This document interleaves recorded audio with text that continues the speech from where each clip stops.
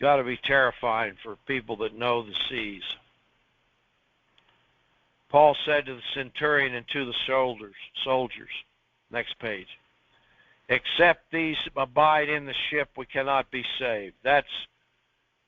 Well, that must have been Revelation 2, so I don't know what I meant when I said this is the last detail recorded of the Revelation. That would be an edit, because that looks like Revelation to me. Except these abide in the ship, ye cannot be saved.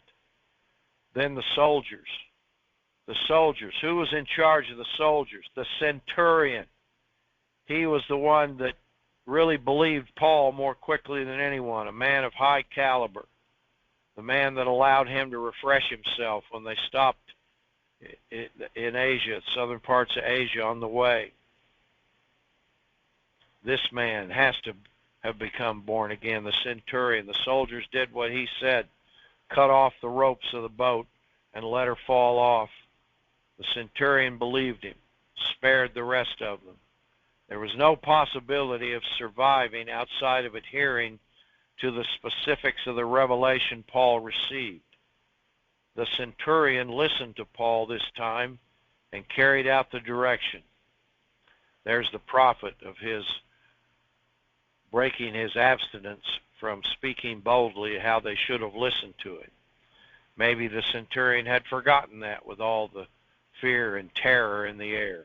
And it reminded him, that's right, that guy said we shouldn't leave Crete, and he was right. You know, that shows you that was God's primary will. He didn't want them to go through all that hellacious stuff. He didn't abandon them because Paul did the best he could. He wasn't in charge of the situation. Others were making those decisions. Sometimes you're in circumstances like that.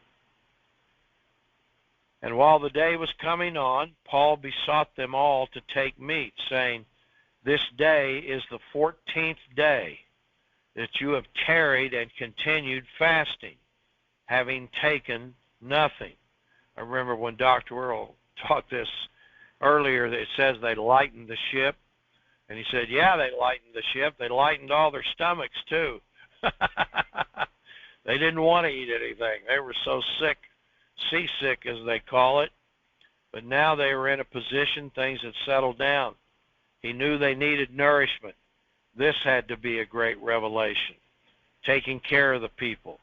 Remember when Jesus raised the young woman from the dead, and the first thing he said was give her something to eat? Very practical, tremendous stuff. Common sense. The people lose their common sense when they let their minds go unrestrained, when they let their minds loose like wild young dogs on the game. The common sense in these records is beautiful. The love of it, the tenderness of it, the thoughtfulness of it.